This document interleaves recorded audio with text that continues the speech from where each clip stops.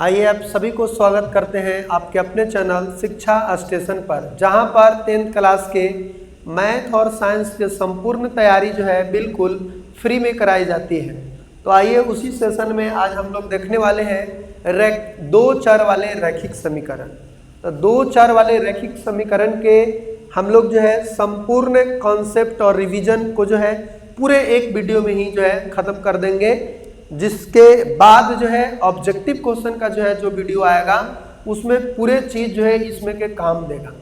तो जितना भी आवश्यक चीज़ें हैं उन सभी चीज़ों को देखते हैं, कुछ क्वेश्चनों को लेकर भी जो है प्रैक्टिस करेंगे, उन चीज़ों को जो है यहाँ पे हम लोग समझते हैं। तो चलिए शुरू करते हैं। यहाँ पे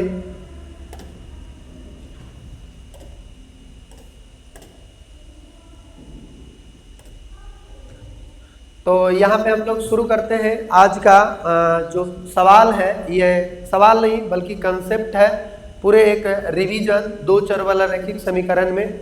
उसमें हम लोग सबसे पहले तो जो है ये जानेंगे कि आखिर जो है इसका क्या परिचय है। तो परिचय को जो है हम लोग समझते हैं, क्या जो है इसका परिचय है। तो देखिए यहाँ पे, सॉरी यहाँ पे इसको नहीं क्लिक करना है। देखिए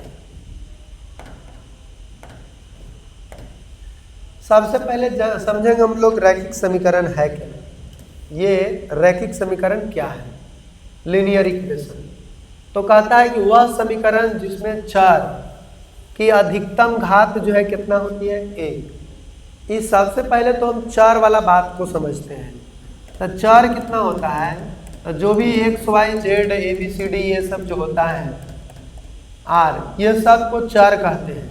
और अचर जो होता है जो संख्या वाला होता है, जैसे 22/7 हो गया, 2 हो गया, 5, 10, 50, 100, ये सब आपका अचर होता है।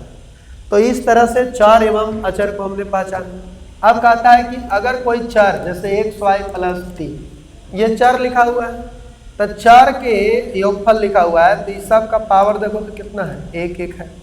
तो ऐसे चर को रैखिक समीकरण कहते हैं। क्या बोलते हैं, ऐसे चर को रैखिक बोलते हैं। और बराबर में अगर कुछ लगा दिया तो समीकरण हो जाता है। तो इस प्रकार x और y दो को जो है यहाँ पे चर है, तो हम कहते हैं दो चर वाले रैखिक समीकरण। बात को पहले समझिए, पहले जो है चर समझते हैं। तो चर का अगर एक घात होगा तो उसको रैखिक कहते हैं, और दो को चर होता है तो दो चर वाले रैखिक समीकरण तब बोलते हैं जब बराबर में कुछ दिया हुआ, तब जाकर एक संपूर्ण जो है रूपरेखा तैयार होता है दो चर वाले रैखिक समीकरण का। यहाँ पे उसके बाद हम लोग समझते हैं कि दो चर वाले रैखिक समीकरण में इसमें दो अलग अलग चर होते हैं, जैसे x और y, और सब का पावर कितना होता है, 1 होता है। अरे बार बार इसी को याद आ जा रहा है और इस क्लिक हो जा रहा है। चलिए अब नहीं होगा।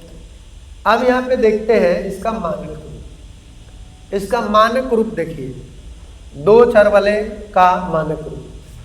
मानक रूप होता है ax + by + c।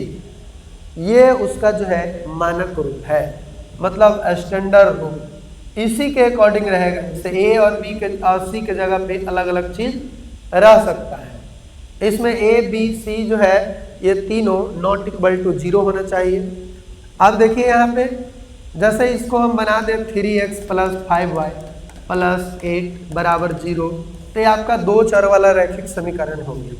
उसी तरह से माइनस में भी ले सकते हैं, -3y और -8 = 0, ये भी दो चर वाला रैखिक समीकरण हो जाएगा। इतना +3y + 9 = 0, ये भी दो चर वाला रैखिक समीकरण होगा। तो कहा जा सकता है कि ये वाला क्या है, व्यापक रूप है, एक फार्मूला है जिससे दो चर वाला रैखिक समीकरण बनाया जा सकता है ना। उसके बाद जो है हम लोग देखते हैं कि जहाँ a b c वास्तविक संख्याएं हैं, और इसमें ओहो फिर यही दबा जा रहा है, मैंने कि हिस्सा हो गया है और उसको बार बार जो क्लिक हो जा रहा है। अब उसके बाद उदाहरण के लिए जैसे वाला देख रहे हैं 2x + 3y = 5। नेक्स्ट जो है देखते हैं यहाँ पे समीकरण कि आखिर जो है ये रैखिक समीकरण के युग्म। तो युग्म को समझना जो है बहुत जरूरी है कि आखिर युग्म है कि, ठीक है। जैसे यहाँ पे युग्म को समझिए, अगर यहाँ पे जब हम दो रैखिक समीकरणों को एक साथ लेते हैं तो उसे समीकरण युग्म कहते हैं। जैसे वो ई वाला और एक ई वाला दोनों को एक साथ अगर हम ले रहे हैं तो ये कहलाएगा कि दो चर वाले रैखिक समीकरण के युग्म। ये क्या कहलाएगा? युग्म मतलब होवे करता है जोड़ा। युग्म मतलब क्या होता है? जोड़ा। तो दो चर वाले रैखिक समीकरण का युग्म है, इसका मतलब ये हुआ कि इसमें आपका दो गो रैखिक समीकरण है। अब समझते हैं इसका हल। तो हल यानी कि सॉल्यूशन, ये है क्या भाई? सॉल्यूशन। तो ये सॉल्यूशन कहता है कि x और y के वे मान जो दोनों समीकरणों को एक साथ संतुष्ट करता है उसको हम लोग बोलते हैं हल। जैसे कहने का मतलब है 3x + 5y बराबर 5, या और कुछ ले लेते हैं तो 8 ले लेते हैं, और 5x - 3y बराबर 2। तो x और y के ऐसा कौन सा मान है जो ये दोनों इक्वेशन को संतुष्ट करता है? तो हम कहें अगर तो x बराबर 1 y बराबर 1 अगर रख के देखते हैं तो देखो तो 3 का 3 और 5 का 5, 5 3 8 इस समीकरण को संतुष्ट कर दिया। 5 का 5 और 3 का 3 तो 5 में से 3 गया 2। ये वैल्यू जो x और y का है ये दोनों समीकरण को संतुष्ट कर रहा है। तो 1 1 ये जो होगा इस दो चर वाले रैखिक समीकरण के युग्म का हल होगा। युग्म का हल होगा। तो आप लोग जो है समझ पाए होंगे कि हल क्या होता है ऐसे, कि दो चर वाले रैखिक समीकरण के युग्म में x और y के वैसा मान जो दोनों समीकरण को संतुष्ट करता है उसे हम बोलते हैं हल। अब उसके बाद देखते हैं आगे हल करने की विधि। मतलब ये हल करने के मुख्य रूप से दो तरीके हैं, ग्राफीय तरीका और एक बीजगणितीय तरीका। जैसे अभी हम यहाँ पे निकाल दिए डायरेक्ट x और y का वैल्यू हम सोचे और ऐसा निकाल दिए। ऐसा सोचे कि 5 और 3 8 हो जा रहा है, इसका मतलब x और y का वैल्यू एक एक होगा और वैसे निकाल दिए। लेकिन जो है इसको हल करने का आपको यहाँ पे देख रहे हैं तो दो तरीका है, एक ग्राफीय विधि और एक बीजगणितीय विधि। अब ग्राफीय विधि में ये ग्राफ पेपर पर रेखा खींचकर जो है हल निकाला जाता है। जैसे यहाँ पे हम बात करते हैं कि कैसे जो है इसको रेखा खींच कर निकालते हैं। जैसे एक क्वेश्चन ले लेते हैं कि 2x, यहाँ पे सवाल है कि 2x + 3y बराबर हम ले लेते हैं 7, और एक समीकरण है 3x + 5y बराबर 11। तो x और y का मान जो है ग्राफीय विधि से निकालें। x और y का मान जो है कौन सी से निकालना है? ग्राफीय विधि से निकालना है। तो चलिए हम लोग ग्राफीय विधि से कैसे निकालते हैं। तो पहले तो जो पेज में आपको जो है ये करना है मिलेगा, वो जो मतलब क्या कहा जाता है, एक ग्राफ वाला पेज मिलता है। उसमें एक साइड जो है लाइन वाला रहता है और दूसरी साइड जो है ग्राफ रहता है। दूसरी साइड जो है आपका कुछ इस प्रकार से होता है। आपको ग्राफ वाला तो यहाँ लगता है कि नहीं है, इसमें ग्राफ वाला पेज नहीं है, लेकिन रहता है इस टाइप का ग्राफ वाला ही एक पेज रहता है, जैसे इस टाइप के। इसी में जो है हम लोग ग्राफ डिनोट करते हैं। जैसे देखिए इसमें हम कैसे करेंगे इसको ग्राफीय विधि से हल करने के लिए सबसे पहले आपको इसे समीकरण 1 और समीकरण 2 मान लेना है। और ग्राफ के एक साइड जो है लाइन वाला रहता है, ऐसे ऐसे खींचा हुआ, मतलब रफ पेज, उसमें हम ये दोनों समीकरण को ऐसे लिख के दो भागों में खींच देंगे। और इसके लिए 3 पॉइंट लेकर हम लोग बनाएंगे, क्योंकि 3 पॉइंट पर ग्राफ एकदम एग्जैक्ट जगह पर कटेगा और जहाँ पर प्रतिच्छेद करती है वही जो है उसका क्या होता है, आपका आंसर होता है। x और y का वैल्यू होता है अद्वितीय वैल्यू। अब इसमें हम क्या करेंगे, जब x बराबर 0 लेंगे, ठीक है, कहेंगे कि जब x बराबर 0, तो इधर भी वैसे ही कहेंगे कि जब x बराबर 0। x बराबर अगर 0 लेते हैं तो 2 गुना 0 + 3y बराबर 7। कितना हो जाएगा? 7। तब बताओ 3y बराबर 7, तो y बराबर कितना हो गया 7/3। तो कहेंगे एक्स वाई बराबर क्या होगा, एक्स 0 लिए तो y का वैल्यू 7/3 प्राप्त हुआ, है ना। इसी तरह से 3 पॉइंट जो है हम लोग निकालेंगे। अब कहेंगे कि जब x बराबर y बराबर 0, आपकी जो है y को 0 के बराबर कर देंगे तो कहेंगे जब y बराबर 0, y बराबर 0 अगर करेंगे तो क्या होगा, ठीक है। y बराबर अगर 0 करेंगे तो 2x प्लस पूरा 0 हो जाएगा बराबर, यानी कि ऐसे कर सकते हैं 3 गुना 0 बराबर 7। तो बोलो 2x बराबर कितना होगा 7, तो x बराबर 7/2। तो हम कह सकते हैं कि xy बराबर कितना होगा कि x जो है ये 7/2 आया, कब, जब y को हम 0 रखें तब। इसी प्रकार से एक और वैल्यू आप निकाल सकते हैं, इसको हम आगे रखते हैं। कहेंगे जब x बराबर, इसको हम हल कर लेंगे। इसको हल कर लेंगे कैसे, इसको आप पहले से जो विधि जानते हैं उस विधि से लुक छिप कर आंसर निकाल लेंगे। तो देखिए तो 2x प्लस 3y बराबर जो है 7 है, 3x प्लस 5y बराबर जो है 11 है। तो इसको आंसर अगर निकालना है तो क्या करते हैं, इसको किसी विधि द्वारा, अभी हम विधि बताए नहीं है इसीलिए हम मान लेते हैं कि x बराबर 2 है। x बराबर कितना है 2 है। अभी हम विधि बताएंगे तब ये भी बताएंगे कि कैसे चोरी करेंगे। अभी हम मान लेते हैं हम आंसर जान रहे हैं इसका कितना आने वाला है, इसीलिए हम मान लिए कि एक आंसर जो है x बराबर 2 आता है। x बराबर 2 आता है तो यहाँ पे इस इक्वेशन में रखेंगे कि 2 गुना 2 प्लस 3y बराबर 7।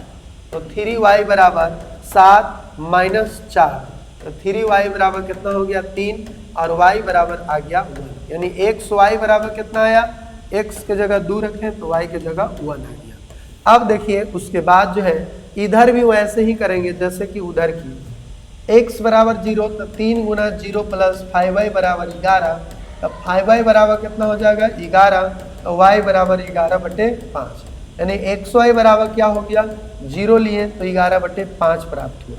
उसी तरह से अब कहेंगे कि x नहीं, अब कि y बराबर 0 करेंगे तो क्या होगा, तो 3 गुना 3x प्लस 5 गुना 0 बराबर 11, तो x बराबर कितना हो गया 11/3।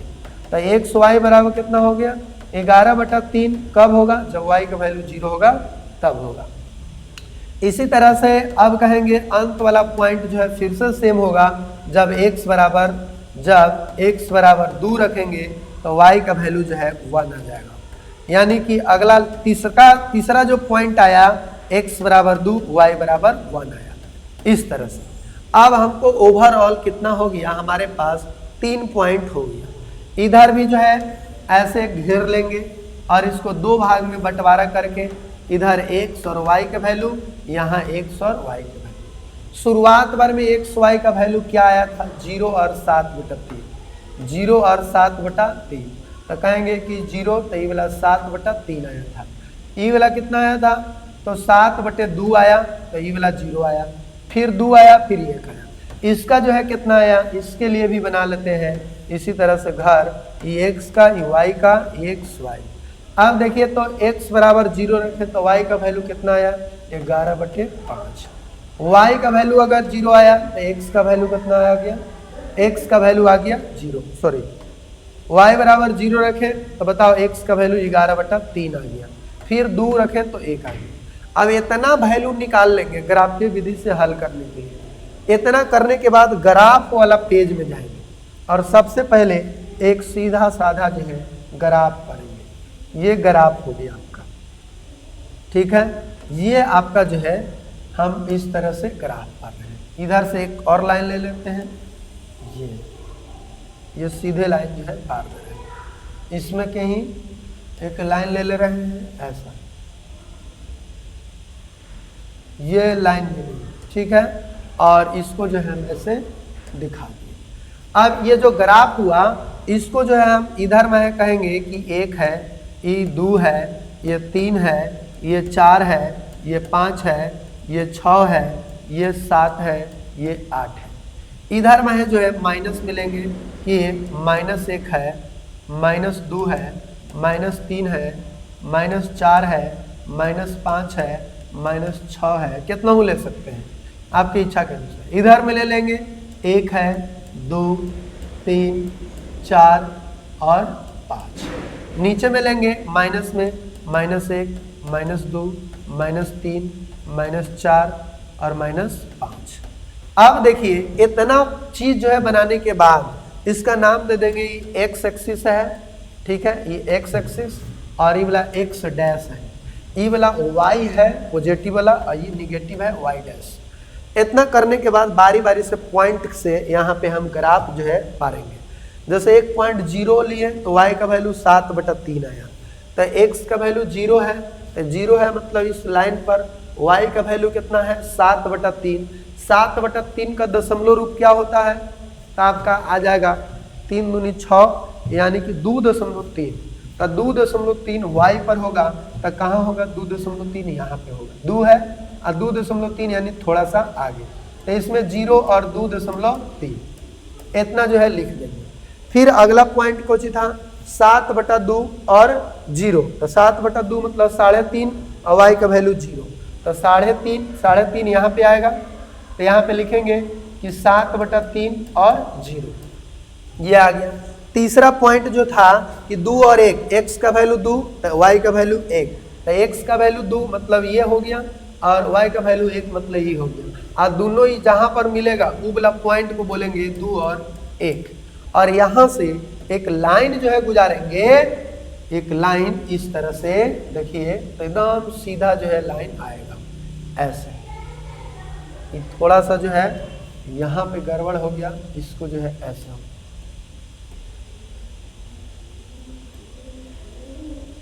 इस लाइन से ऐसे जो है ये आपका लाइन पर आ गया। यही इक्वेशन बना, इक्वेशन का ये ग्राफ हुआ।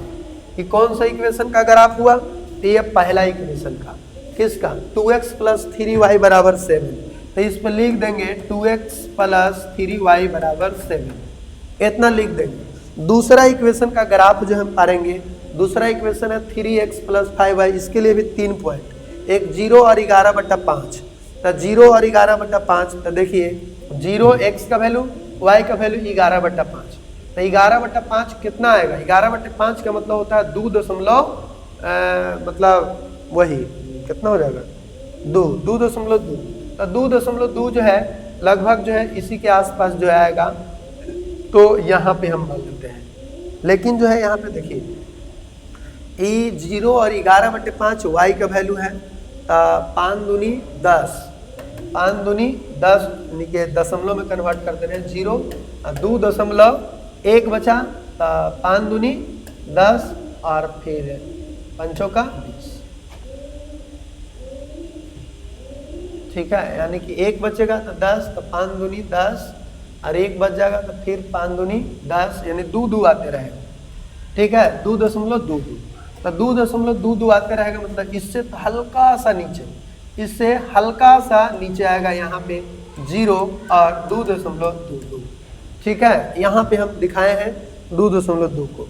अगला जो है देखिए यहाँ पे अगला पॉइंट है 11/3 और 0, तो 11/3 को दशमलव में लिखिए, तो 3 × 9, तो 2 बच गया, तो 3 × 6 = 18 यानी 3.6 आएगा, तो 3.6 कहाँ आएगा, ई वाला पे 3.6, 5 थोड़ा सा यहाँ पे आ जाएगा, ये आपका 3.6 आ जाएगा, यानी कहेंगे कि 0 है नहीं 3.6 है, तो ये इधर 0 है, आएगा 2 और 1 इसी लाइन पे आएगा, और इससे फिर से हम लाइन पारेंगे, तो आपको देखिए ऐसे कटेगा, कि काटते हुए ये लाइन को ऐसे क्रॉस करेगा, ऐसे ऐसे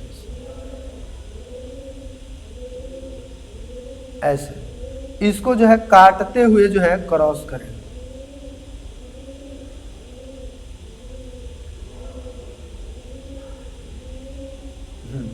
अब देखिए इसको काटते हुए क्रॉस किया, इसका भी नाम दे देंगे, यहाँ पे देखिए इसका नाम देंगे कुछ इस प्रकार से। अब देखिए जहां पर ये दोनों बिंदु कटा वही वैल्यू जो है x और y का मान होता है, तो x का वैल्यू 2, y का वैल्यू 1, और इसका ग्राफ जो है ऐसे बना। तो इस प्रकार से हम देख सकते हैं कि इस समीकरण का ये जो है, इस समीकरण का जो ग्राफ बना वो ऐसे बना, और जहां पर ये ग्राफ एक दूसरे को काटता है वहां का बिंदु ही एक्स और वाई का मान होता है। इस प्रकार से हम कह सकते हैं कि प्रतिच्छेदी बिंदु ग्राफे पर लिखेंगे, प्रतिच्छेदी बिंदु 2 और 1 है। प्रतिच्छेदी बिंदु क्या है? ए 2 और 1 है। अतः x बराबर 2 y बराबर 1, यही क्या हो जाएगा? आंसर हो जाएगा। ऐसे अगर लिखते हैं तो पूरे जो है एग्जाम में 5 नंबर जो है मिलता है, पूरे के पूरे 5 अंक। अब देखते हैं आगे। अब देखते हैं कि ग्राफीय तो हो गया, ग्राफीय निरूपण में अब क्या क्या होता है उसको हम समझते हैं। ठीक है, तो हम यहाँ पे देखें कि ग्राफ जो है एक प्रतिच्छेदी भी बन सकता है, मतलब ग्राफ ऐसे भी बन सकता है या जो है समानांतर भी बन सकता है ऐसे, या एक दूसरे पर सूत भी जाएगा, एक दूसरे पर ग्राफ सूत जाएगा। तो सूत जाएगा उसको समपाती कहते हैं, और ऐसे को समानांतर कहते हैं, समानांतर, और ऐसे को प्रतिच्छेदी कहते हैं, प्रतिच्छेदी यानी प्रतिच्छेदी रेखा। तो अब यहाँ पे देखिए यही कहता है कि जब हम दो समीकरणों का ग्राफ बनाते हैं तो 3 स्थितियां हो सकती है। एक प्रतिच्छेदी रेखा, तो प्रतिच्छेदी रेखा मतलब आप समझ रहे होंगे क्या चीज की बात कर रहे हैं, ऐसे ऐसे इंटरसेक्ट करेगा और इसका अद्वितीय हल होगा। जिसका ग्राफ प्रतिच्छेदी होगा उसका यूनिक वैल्यू मिलेगा, x का अलग y का अलग अलग जो है वैल्यू मिलेगा।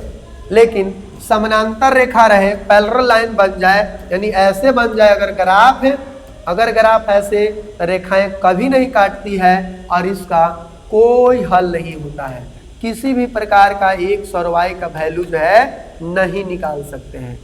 और अगर समपाती रेखा रहे यानी कि कॉन्कोर्डियंट लाइन, तो एक रेखा दूसरी रेखा के ऊपर होती है जिससे अनेक हल होता है, यानी x और y का बहुत सारे जो है हल हो सकता है। ठीक है, ये 3 बात जो है ग्राफ में याद रखेंगे कि अगर ग्राफ प्रतिच्छेदी होगा अद्वितीय हल, अगर ग्राफ समांतर होगा तो कोई हल नहीं, अगर जो है समपाती होगा तो अनेकों हल होंगे। तो इस बात को जो है अगर याद है तो एक बार जो है आगे बढ़ते हैं। अब अगला जो है बात को देखते हैं। अब अगला बात जो है क्या है भाई, तो यहाँ पे समझिए। यहाँ पे समझने के लिए हम सबसे पहले जो है इसको इस रूप में दिखाते हैं, छोटा करके। चलिए यहाँ इसको और भी इधर कुछ लिख देते हैं। इसको देखिए, जहाँ पे कॉपी करने वाला ऑप्शन नहीं है,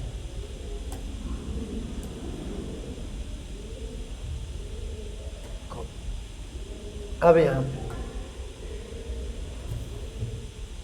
इसको देखिए, वही बात जो है यहाँ पर भी लिखा हुआ है। यहाँ देख सकते हैं ऐसे,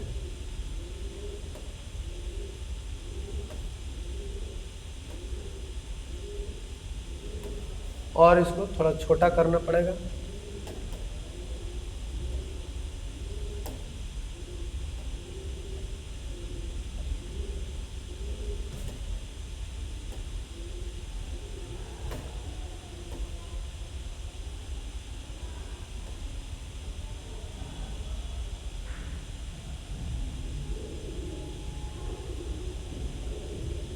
देखिए यहाँ पे जो है क्या आपको समझना है, एक बात जो है ध्यान दीजिए, गुणांकों की तुलना है ना, यानी कि अगर समीकरण के गुणांक a1 a2 b1 b2 c1 c2 की तुलना करेंगे तो क्या होगा। जैसे कहने का मतलब है कि अगर a1x प्लस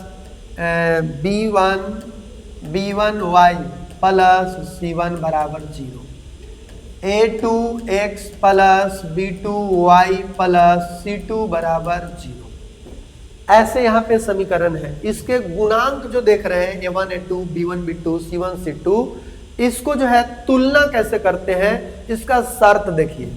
अगर ये गुणांक a1 a2 not equal to b1 b2 अगर होगा इस रूप में होगा तो इसको हम लोग बोलते हैं प्रतिच्छेदी रेखा। इसका ग्राफ की जो प्रकृति होगा वो कैसा होगा? प्रतिच्छेदी होगा। ग्राफ की प्रकृति कैसा होगा भाई? तो कहेंगे प्रतिच्छेदी होगा, प्रतिच्छेदी होगा। और ये देखिए यहां पर एक बार जो है अगर इसका स्क्रीनशॉट पहले लेना चाहेंगे तो ले सकते हैं, क्योंकि फिर जो है मिटर सकता है। चाहे देखिए अभी हम आपको ऐसे कर दे रहे हैं, इसको मिटा दें। अब जो है देखिए अब इन गुणांकों से हम लोग जो है आंसर जो है पता करने वाले हैं। देखिए कि अगर ये समीकरण रहे a1x plus b1y plus c1 बराबर 0, a2x plus b2y plus c2 बराबर 0। अब देखिए अगर बोल रहा है कि जो ये गुणांक का जो शर्त है a1 बटा a2 not equal to b1 बटा b2, तो ग्राफ की प्रकृति जो होगा प्रतिच्छेदी रेखा होगा। क्या होगा? प्रतिच्छेदी होगा, मतलब ऐसे होगा। और हल तो केवल और केवल एक हल होगा जो कि यूनिक होगा, x का एक हल और y का एक हल होगा। और इस समीकरण की अगर बात करें तो ये संगत समीकरण होगा। कैसा समीकरण होगा? संगत समीकरण होगा। और उसी तरह से अगर a1 a2 b1 b2 c1 c2 सब बराबर आ जाए, है ना, मतलब अगर ऐसा जो है वैल्यू हम निकालें कि सब जो है बराबर आ जाए, ये अगर a1 a2 ये सब बराबर आ जाए तो उसको संपाती रेखा ग्राफ की प्रकृति होगा, यानी ग्राफ बनेगा। और इसका जो हल होगा अनेकों हल होगा, x और y का बहुत सारा जो है हल होगा। और ये भी समीकरण जो है संगत समीकरण कहेंगे। यह संगत या असंगत समीकरण की चर्चा कर रहा है, तो यह समीकरण कैसन होगा? संगत होगा, संगत होगा। अब यहाँ पे देखिए अगर a1 बटा a2 बराबर b1 बटा b2 not equal to c1 बटा c2, यानी दो गो के गुणांक का अनुपात बराबर है, एक गो के बराबर नहीं है, तो उसका समानांतर बनेगा और इसका कोई हल नहीं होगा और असंगत समीकरण बनेगा। कैसा बनेगा? असंगत समीकरण बनेगा। एक होता है आश्रित विरोधी अविरोधी, तो उसको भी समझ लीजिए, उसको भी जो है समझ लीजिए कि विरोधी अविरोधी और संगत समीकरण जो है क्या होता है इसे।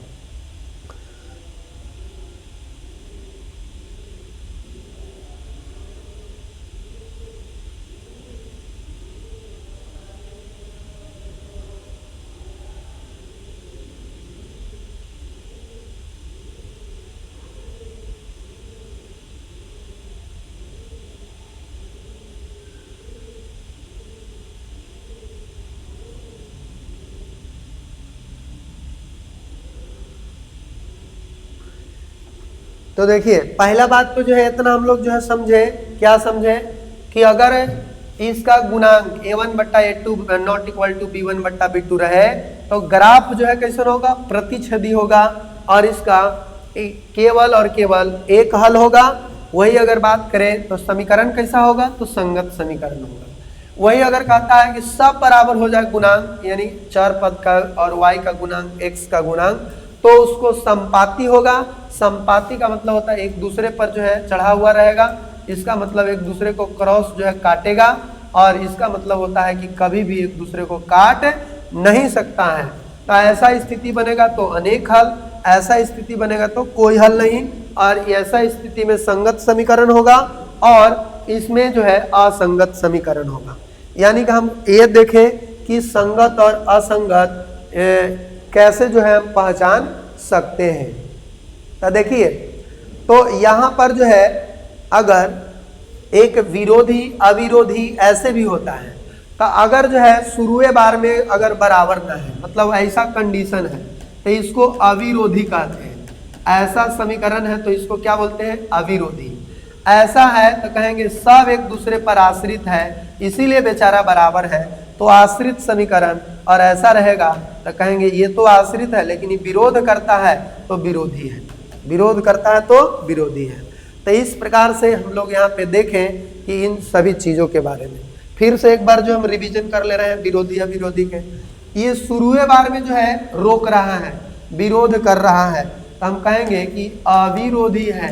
पता है कि आओ अविरोध है इधर, अब अविरोधी मतलब और रोध है, अविरोधी, ठीक है। और ये सब एक दूसरे को बराबर है तो कहेंगे कि सब जो है आश्रित है एक दूसरे पर। अरी वाला बराबर तो है लेकिन ये विरोध कर रहा है तो हम कहेंगे कि ये विरोधी है। तो इतना बात जो है याद होना चाहिए। ये जो भी आपको यहाँ पे दिख रहा है ये सब बात अगर किसी को याद है तो समझिए कि आगे के क्वेश्चन को हल करने में कोई दिक्कत नहीं होगा। संपाती रहेगा, आश्रित रहेगा तो अनेक हल, अविरोधी का एक हल, विरोधी का कोई हल नहीं, अविरोधी का संगत समीकरण, आश्रित रहेगा उसमें भी संगत, और विरोधी रहेगा तो असंगत समीकरण। विरोधी में असंगत और आश्रित और अविरोधी में वो आपका संगत समीकरण होता है। अगला जो है देखते हैं, अगला पॉइंट यहाँ पे है 5 गो विधि है जिसमें से 3 विधि जो है इंपॉर्टेंट है। पहला है प्रतिस्थापन विधि, सब्स्टिट्यूशन मेथड। इसमें क्या होता है देखिए, हम एक क्वेश्चन के माध्यम से हम आपको बता रहे हैं कि इसमें क्या होता है। x + y = 14, x - y = 4 है। अब इसको हल करना है तो हम क्या करेंगे, सबसे पहले समीकरण मान लेंगे कि x + y = 14 समीकरण हुआ, इसको नाम दे देंगे और फिर उसके बाद जो है इसका भी नाम दे देंगे, x - y = 4 समीकरण 2। अब क्या करेंगे, समीकरण 2 से y का मान निकालेंगे तो y को इन्हें भेजेंगे तो प्लस में तो x - 4 हो जाएगा, y = x - 4 और इसको समीकरण 3 मान लेंगे। समीकरण 3 का मान जो है, समीकरण 3 का मान समीकरण 1 में रखेंगे। समीकरण 3 का मान समीकरण 1 में प्रतिस्थापित करते हैं। 1 में रखने पर तो 1 में रखेंगे तो 1 क्या है, x + y = 14। कहेंगे अरे भाई हटो, इसके जगह कौन आ गया है, x - 4, तो लिखेंगे x - 4 = 14। अब देखिए x कितना हो गया, 2x - 4 = 14, तो 2x बराबर कितना हो जाएगा, 14 + 4, तो 2x बराबर हो गया यहाँ पे 18, दूना में 18, x = 9, x = 9 आ गया। इस प्रकार हम देख रहे हैं कि x = 9 जब आ गया तो आप कहेंगे अब x का मान समीकरण 3 में रखने पर, समीकरण 3 में रखने पर, 3 में रखने पर तो 3 नंबर का समीकरण क्या है, y = x - 4, तो x के जगह 9 रखेंगे तो 9 - 4 यानी कि 5, y बराबर कितना आ जाएगा, 5। इस प्रकार से जो बनाया हुआ जो प्रोसेस है उसको प्रतिस्थापन विधि कहते हैं। यानी क्या हुआ, सबसे पहले समीकरण का नाम देंगे, उस दूसरा समीकरण से एक y का मान निकालेंगे, y का मान को समीकरण 1 में रख देंगे, 1 में रखने पर हमको जो है x का वैल्यू मिलेगा, उसको फिर समीकरण 3 में रखने पर y का मान निकल जाएगा। इस प्रकार से हमें आंसर x और y का प्राप्त हो जाएगा। ठीक है, तो अब देखते हैं उसके बाद विलोपन विधि। तो विलोपन विधि में जो है क्या करते हैं, इलिमिनेशन मेथड। इसमें जो है इलिमिनेट करते हैं यानी काटते हैं। तो देखिए जैसे एक क्वेश्चन ले लेते हैं, ठीक है, 3x + 5y = 8 तथा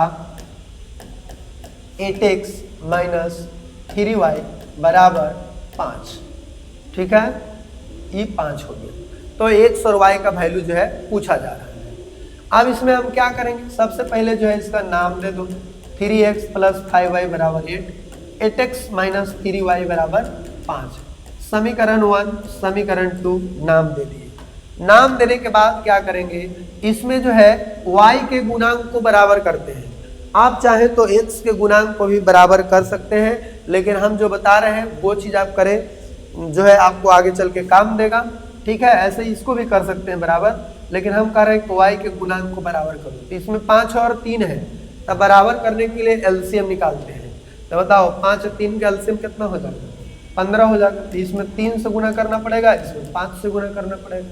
तो आप देखो कहेंगे समीकरण 1 गुना 3 और समीकरण 2 गुना 5, 2 गुना 5। अब देखिए अगर दोनों समीकरण का चिन्ह अलग अलग रहेगा तो जोड़ेंगे, और सेम अगर रहेगा प्लस प्लस या माइनस माइनस वैसे स्थिति में घटाएंगे। अब बताओ 3 से गुना करके लिखो, 3 तिहाई 9x प्लस 5 तिया 15y बराबर 8 तिया 24। 5 से गुना करेंगे तो 8 पचे 40x माइनस 3 पचे 15y और 5 पचे 25। अब इसको जो है जोड़ेंगे तो बताओ ये दोनों कट जाएगा, 40 और 9 49x बराबर ये भी हो जाएगा आपका कितना 49। ये कट कर कितना आ गया 1, x बराबर 1 आ गया। अब इस x का मान को समीकरण कोई में भी रख देंगे, x का मान समीकरण बताओ 1 में रखने पर, तो 1 है कितना 3x प्लस 5y बराबर 8, तो कहेंगे 3x की जगह 1 प्लस 5y बराबर 8। तब 5y बराबर कितना हो जाएगा 8, 3 को इन्हें करेंगे तो 5y बराबर 8 माइनस 3 यानी 5, ये कट जाएगा, y बराबर कितना हो गया 1। इस प्रकार से आंसर आया x बराबर भी 1, y बराबर भी 1। तो ये जो विधि हुआ इसको विलोपन विधि कहा जाता है, जिसमें दोनों समीकरण को काटा जाता है, काट कर x y का वैल्यू निकाला जाता है। अगला देखिए, अगला है यही दोनों जो है महत्वपूर्ण था। एक वृज्जगुणन विधि है जिसको उतना ज़्यादा जो है यूज नहीं है कहीं पे, 2 विधि जो है जानेंगे तो आपको जो है ज़्यादा जो है ठीक रहेगा। अब इबारती प्रश्न वर्ड प्रॉब्लम क्वेश्चन का के लिए टिप्स क्या है, तो वर्ड प्रॉब्लम के लिए है कि आयु वाले प्रश्न में 5 वर्ष अगर बाद कहेगा, 5 वर्ष बाद कहेगा तो x प्लस 5 कहेंगे, पहले कहेगा तो 5 घटा देंगे। वही भिन्न वाला प्रश्न में मान लेंगे कि भिन्न x बटा y होता है और 2 अंक की संख्या है, x बटा y होता है, इसमें अंश में जोड़ने के लिए कभी घटाने के लिए यह कहा जाता है, तो उसके अकॉर्डिंग जो है देखते हैं। 2 अंकों की संख्या वाला में रहेगा तो संख्या बराबर 10 गुना 10 प्लस यूनिट, तो यानी कि आपका हो जाएगा 10y प्लस x। इस प्रकार से जो है अभी लाइन कट गया है, तो आज इतना ही रहेगा। फिर हम लोग जो है बात करते हैं अगले वीडियो में इसको, और ऑब्जेक्टिव प्रश्न जब देखेंगे तो उसमें देखेंगे। बाकी इतना ही, तब तक के लिए जय हिंद।